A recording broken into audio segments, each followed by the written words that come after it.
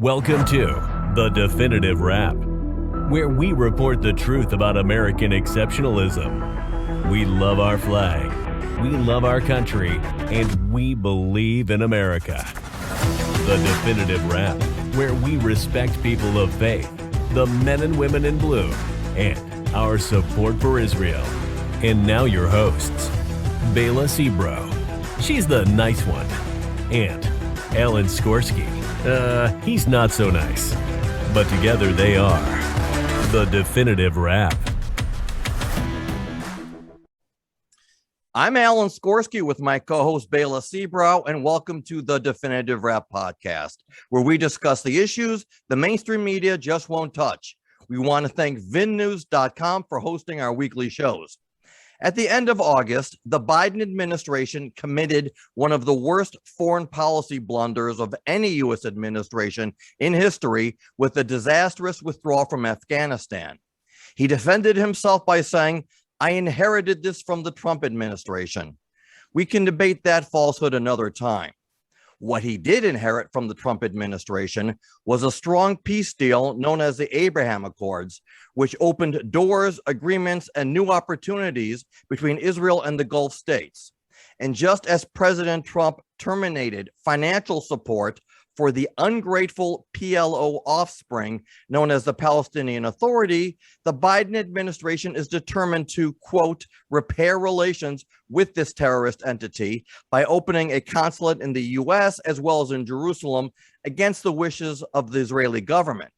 Today's guest is from the United Kingdom, the great Peter Baum, whom Bela will introduce shortly, and who has written numerous columns about the falseness of the Palestinian people and the mythical history, and was recently interviewed by the Weekly Blitz, a Bangladesh-based news outlet, for an article titled "The Palestinian Issue is Definitely Declining in Importance."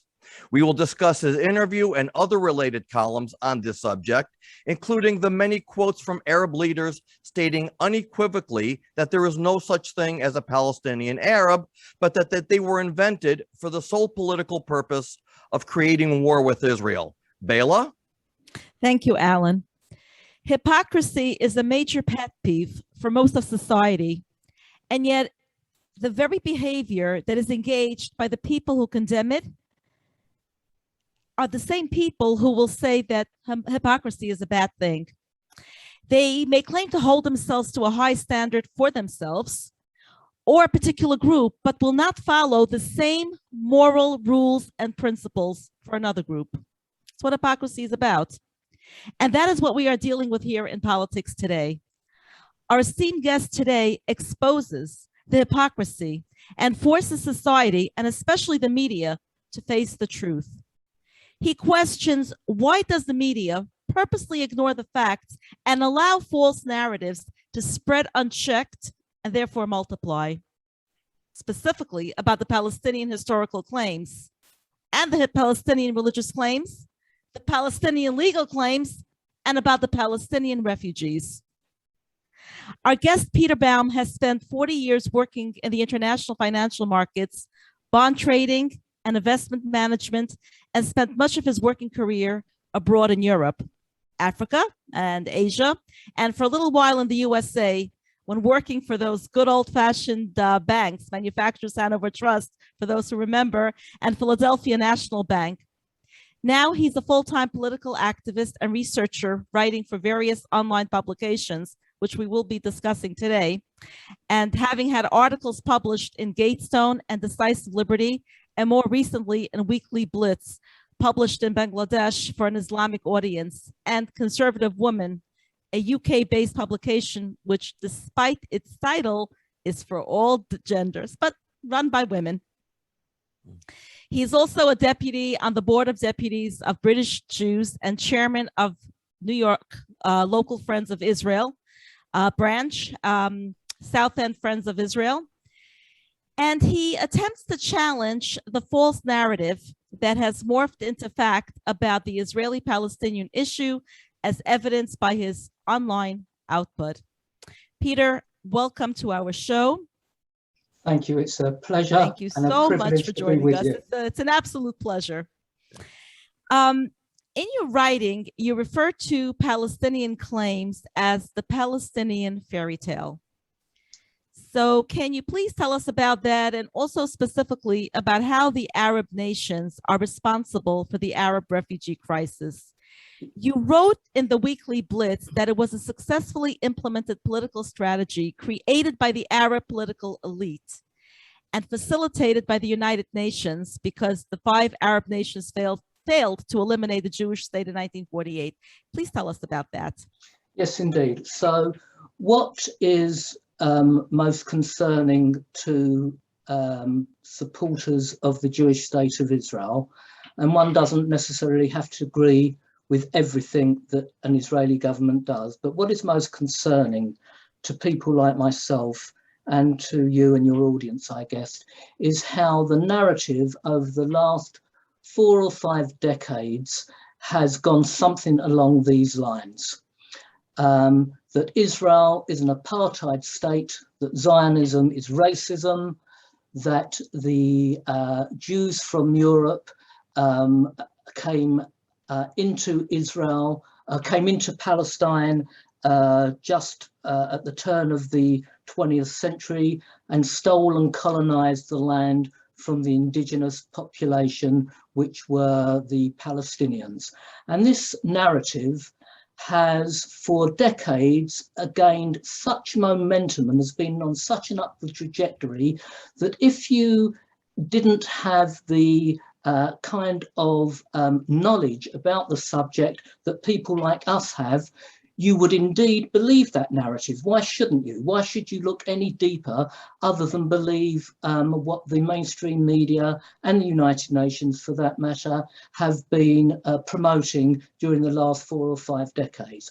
What is absolutely staggering to someone like myself is that the Jewish state of Israel, with all its competencies and abilities in so many fields, and its supporters throughout the world, have allowed this false narrative to morph into fact, whereby, for very good reasons, younger Jewish children I'm in my mid-60s, but children now in their teens and 20s and perhaps in their 30s have allowed themselves to buy into this narrative, and indeed are very negative on Israel and what it's doing to the Palestinians.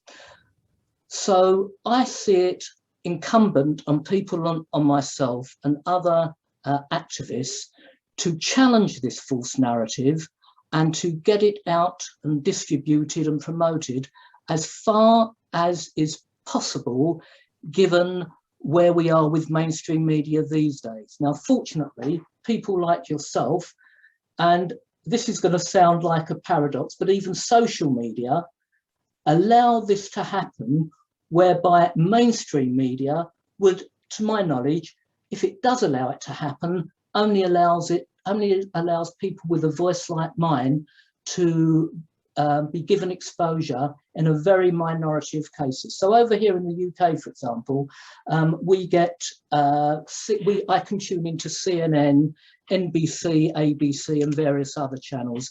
And if I'm correct, those channels have a slant which is so biased and so negative against the Jewish state of Israel. And it's probably, again, if I'm correct, perhaps the Fox News channel, which gives a, they call it a right-wing view. I would just call it a centrist view because it challenges the left.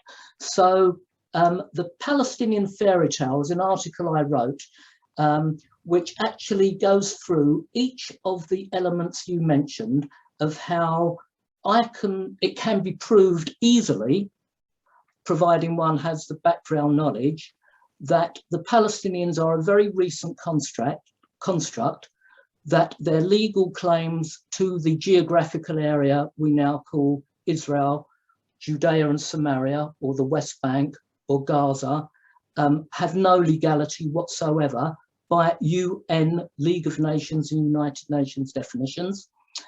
And also that from a religious perspective, given that the Palestinians now consider themselves as Muslim, Islamic, that there are no religious claims as far as Islam is concerned on that particular area. And I can be as detailed or as general as you like, going through each of one of those topics. I tell you where I would like to start, though, however, if I may, Sure. And that's this. And we're just talking about moral decency. When I get into debate with the pro-Palestinian camp or the anti-Israel or anti-Zionist or anti-Semitic camp, and very often there's no difference between the three, the first thing I expose are the Palestinian charters. Now, the Palestinians have currently two charters. One was originated in 1964, but updated in 1968, and that charter governs the area that we will refer to as the West Bank. The Hamas Palestinian Charter was created in 1988 and is designed to rule over Gaza. Now, if one reads those charters translated into English, I can assure your viewers, and many of your viewers would, sorry, many of your listeners would already know this, but the Palestinian charters are nothing more than Arab Nazi ideological documents. Both of them call for the elimination of Israel, Zionism, the Jewish people.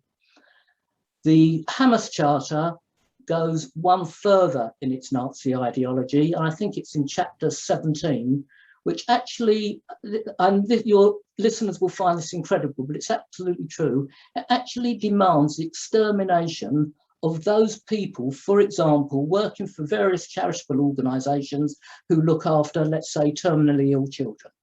Both documents are full of Nazi ideology. And when I, as a first step, point that out to an anti-Israeli audience, I start off with the fact it's morally indecent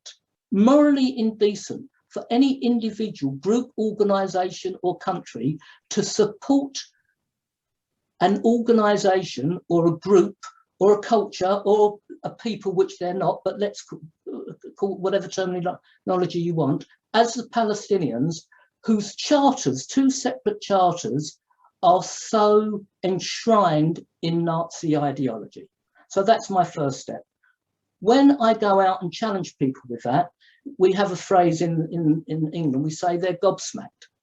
They really have never read the charters, and it's so, and it's amazing to me how many Jewish people who are proactive and supportive of Israel don't understand what's in their charters too. Now, these charters are being taught with the backing of UNRWA, the United Nations Works and Refugee Agency, which the US and the UK support and the European Union support.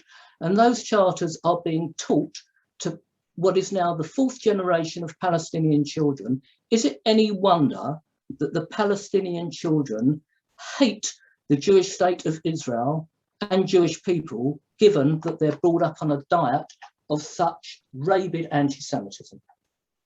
Right. So, Peter, you just hit 10 home runs. That's baseball lingo, or I'm sorry, cricket. With your statement, and I'm going to tell you why. You spoke about the narrative, refuting the narrative, propaganda. I don't feel like we're fighting on the same level, and I'll give you an example. We're arguing about tactics here. Like you said, you can have a debate, you have all the facts, and you can prove from A to Z that the Palestinian cause is mythical, that it was created to be at war with Israel, that there is no independent Arab Palestine, and on and on and on, and it won't change anything. You mentioned all of the networks. They are biased because their agenda is to advance an agenda, not the truth. Now I'm going to come to tactics. As Bela had mentioned, accusations of apartheid, ethnic cleansing, and genocide. Those are intentional words because they know that those words work. Apartheid is from South Africa. Genocide is the Holocaust, it's Rwanda. Ethnic cleansing is Serbia and Bosnia. Those terms are used intentionally to discredit Israel. It's not about truth.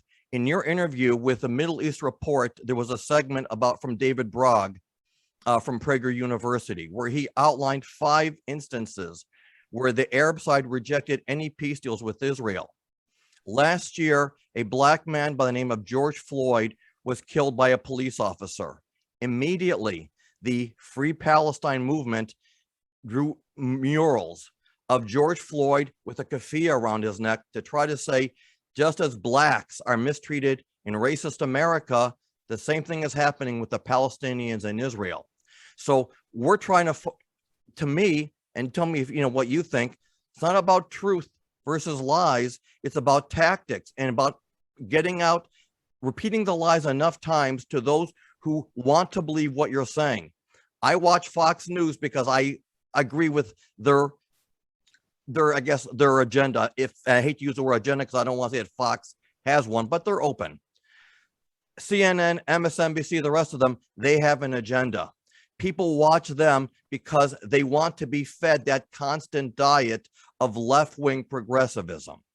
And that's why, in my opinion, I think we are losing that battle on the narrative. You're correct. We've been losing that battle, as I say, for the last 40 or 50 years. Now, there is some fight back going on, and this is just one idea that some groups are getting together and perhaps challenging. And this brings us to the legal issue. So you will hear every day on, let's say, CNN or the other networks, and I'm specifically talking about the US channels. It's the same in the UK, but because our audience here is mainly US Israeli based, they'd be more familiar with the US networks than they would with the UK.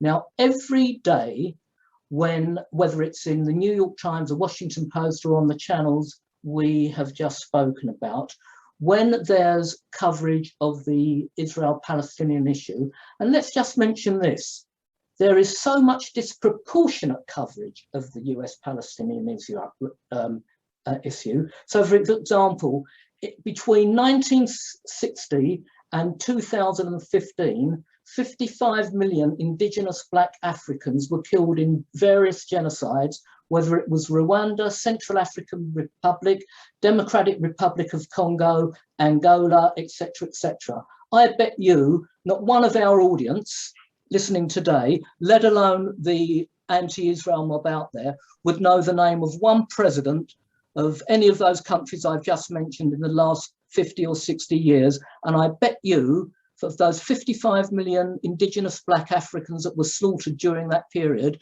for every 1,000 of them murdered, they would get perhaps 1 second of airtime, whereas for every Palestinian killed in the Israel-Palestinian conflict, they would probably get 20 hours. I mean, I'm just using that as a multiple. That's how biased we are. But let's go back to how we can start challenging this. And let's take, for example, someone like Christiane Amanpour, if I've got that name correctly, on CNN. Next time she's on talking about the Israel-Palestinian issue, she will certainly use the phrase illegally occupied territory. She will certainly use that phrase. And when she's talking about that, she would be referring to what is commonly deemed the West Bank, but what people like myself refer to as Judea and Samaria. Now, again, I apologize to your audience who already know this, but it must be reiterated time and time and time again. And I'll tell you why, because this may lead to a challenge. Israel does not illegally occupy any of that territory that your mainstream media would refer to as illegally occupied. And it's really quite simple. It goes, the history and the truth goes something along these lines. The League of Nations mandate, not only the mandate for Palestine, but there were various mandates drawn up in the early 1920s after the fall of the Ottoman Empire, and the French and the British carved up that empire. But one of the mandates was the League of for Palestine, which was in 1922, I believe, 1922-23. That mandate determined that the geographical area and the legally defined borders of Palestine, now called Israel, in the same way that Mesopotamia had a mandate, which is now called Iraq, but the legally defined borders included not only all of the West Bank and Gaza, but included an area that would be most of Jordan. Unfortunately, the British inserted unilaterally Article 25, which has never been challenged legally, but we're not going to because that would be just far too complex. But the international borders of Israel to this day include the West Bank and Gaza. This was further endorsed when the League of Nations ceased to exist and its role was taken over by the United Nations in the mid-1940s. And Article 80 of the United Nations Charter absolutely ensures, guarantees, enshrines, endorses, confirms, reconfirms that the legally international geographical area we now know as Israel includes the West Bank and Gaza. 3 international legally binding principles known as acquired rights, estoppel and uti possidetis juris further confirm what I have just stated to your listeners. Acquired rights simply means that once a nation receives rights under the League of Nations mandate, or in this case, UN Charter Article 80, those rights cannot be taken away from her. Estoppel is similar but contrary, which means any nation voting for those rights cannot say, oh, I didn't mean to vote that way, I'm going to withdraw those rights. And uti possidetis juris simply means that any territory acquired even when the mandate was given, any territory like the West Bank, which was taken by the Arab states after the 1948 war, is still Israel's by rights under that international legally binding principle. So to this day, when someone like a presenter at CNN mentions illegally occupied territory and refers to, in this case, the West Bank, that is a false narrative, that is a lie. And for the life of me, I cannot understand why more brilliant people than me, more eloquent people like myself, why politicians who are supportive of Israel have never, ever effectively challenged the outlets that continually promote this false narrative. It's just staggering to me. So I have proposed this through various groups, and we are currently in the early stages of seeing whether it will have legs to run under, if for example, a UK outlet like the BBC in their presentation started to repeat what they've been repeating since the 1970s. So the challenge is there, and as I say to you, it's just staggering to me that this false narrative concerning the illegal occupation of a geographical area is a false narrative and has never been challenged effectively by those who are so passionate and supportive of the Jewish state of Israel, or even by someone in the media who, an Emile Zola type character, someone who stood up for Dreyfus when everyone else didn't and proved the truth. And yet there's no one that I know of, perhaps someone like Mr. Prager would do that. I have no idea, but it's just staggering to me that we don't have the competent, eloquent, professional challenge.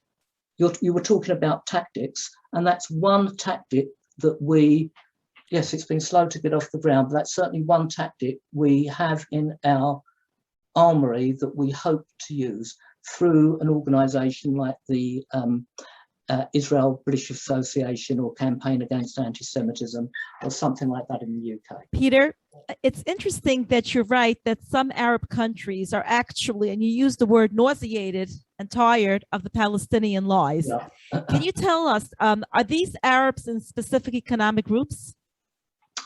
So this is interesting, and you know, the big man works in very funny ways. The non-Arab Iranian Shia presence has caused untold havoc in the Islamic world. There is no doubt about it. Just look what's happened in Yemen, in Iraq, in Lebanon, and indeed in the Palestinian territories, in Syria, for example. And that combined with the pragmatism, now I'm not going to get involved in domestic US politics here, but I have to say that combined with the pragmatism of the Trump administration with the Abraham Accords have both combined to create a dynamic which I never thought I would live to see. And that dynamic is Israel's developing relationships, not only politically, economically and commercially, but much more than that. This is something that there's no going back on. Those relationships that Israel has formed with the United Arab Emirates, I understand that Israel has just exhibited at a wonderful exhibition called Expo 2020 in the Middle East, where her stand was inundated with Muslim and Arab representatives just wanting to do business. There's now direct flights between Morocco and Israel. I gather that Saudi, who, let's face it, politically, for the last 2 or 3 years, has had very strong relationships with Israel because of the anti-Iranian connection, is now considering ties with Israel. So this developing group of Arab nations, I think there are probably 5 or 6 at the moment, is certainly bound to grow as long as the Iranians continue on their path. We've even seen riots in Iraq fairly recently, or protests in Iraq, I should say, as opposed to riots, wanting to create relationships with Israel.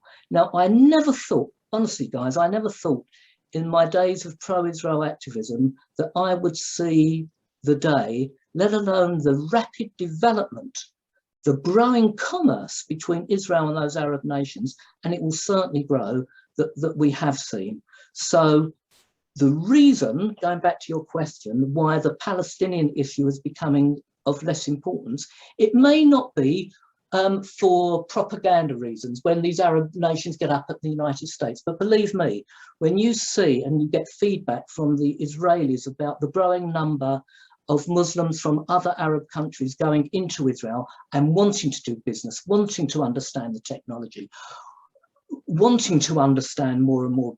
Israeli kids are now going to universities in Arab countries and vice versa. This is on an unstoppable upward trajectory, and that from a Palestinian point of view is probably the most significant issue that has impacted them for the last 70 years.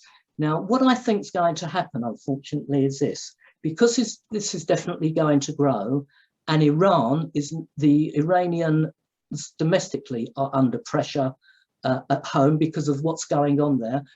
I don't know whether your audience understands, but 26 out of 31 provinces in Iran are not functioning from an infrastructure point of view: buses, trains, electricity, etc., because of a whole number of reasons.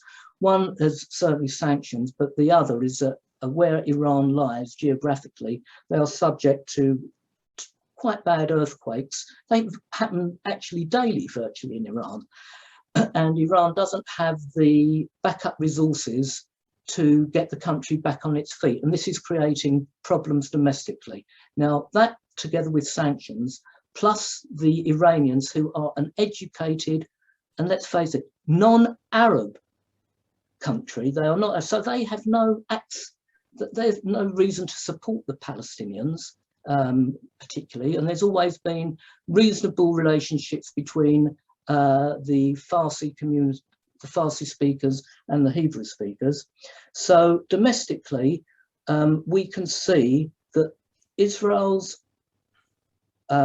growing relationships with Arab countries is going to grow, and this in itself is going to put the Palestinian issue, whereas for 40 years it was at the forefront of Arab Islamic political agenda, is now going down the curve. Now, we will see, obviously, at the United Nations, Arab statesmen make the usual comments about Israel and there's got to be peace, but really you can just see from a commercial perspective and the political relationships that Israel is developing with her Arab neighbours, how the Palestinians are gradually taking a lower place in the league tables of importance. Peter, we have a little bit more than 3 minutes left, but I want to answer a question, answer a point that you made, or a question, and you can respond to that. You asked, why is it that other than people like yourself and Dennis Prager allow the media to advance a false narrative of West Bank, occupied West Bank instead of Judea and Samaria? And I'm gonna tell you what the answer is. It's because we have the same problem that you have. It's the Jewish left. The Zionist Organization of America, the ZOA, there unquestionably and unequivocally, it's Judea and Samaria. But for decades, we had groups like AIPAC, considered one of the most powerful pro-Israel lobbies, always pushing for a two-state solution. Well, if you've got two states, then you have to designate an area for the Palestinians. There are many Jewish Democrats in America, and the majority of Jews in America are Democrats, who support Israel in their way and by their own definition, but they will not unite with the broader pro-Israel movement unless we acknowledge that the West Bank is a future Palestinian homeland. And I know that in Great Britain, you also have issues. You had Jews who supported Jeremy Corbyn. So this is a Jewish thing. It's not a brilliance thing. It's not an honesty thing. It's something wrong with our Jewish souls, that we think that the Jewish thing is compassion, but we've bastardized what the meaning of compassion is. It's hurting ourselves to help somebody else, and by doing so, we have to designate and agree that the quote-unquote West Bank will one day be a Palestinian state. You've got about 1.5 minutes left, so let her rip. Okay, so this is very interesting the way you've posed that last question, because I'm going to go back to where I started when we spoke about tactics. Now, again, my starting point is always the Palestinian charters. They're both here. Any one of us can print them off from the internet and read them, and you will see nothing but two documents which are immersed in Nazi ideology. If we're talking about tactics and talking about the tide, we should be challenging all organizations, especially the left-wing Jewish organizations, about the charters of the Palestinians. And until they reject those charters, there should definitely be no chance of a Palestinian state on the West Bank. Once those charters are rejected, then we'll have a rethink. But until those charters are rejected and are stopped being taught to Palestinian children in Palestinian schools funded by UNRWA, no sir, no two-state solution. Bela, you've Peter, about 1 minute left. No, Bela, you've got another Peter, minute. One of the issues that the media is feeding into society is that the problems between Israel and the Palestinians is that Israel is occupying their land, and this is the myth that you have been trying to debunk.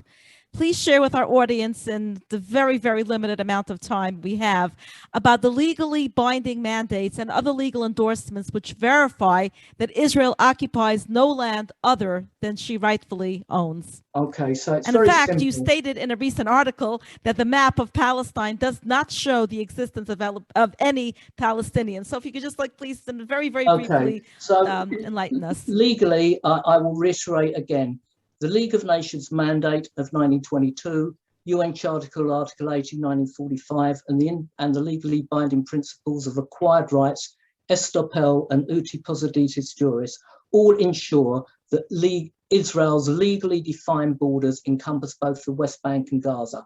In fact, the very last, and this has never been on the news to my knowledge, but the last ruling on this was by the Court of Appeal in Versailles, France, in 2013, where it was actually passed in a European court that Israel is the legal occupant of the West Bank and Judea and Samaria, when the Palestinians tried to get a railway line connected through their thing.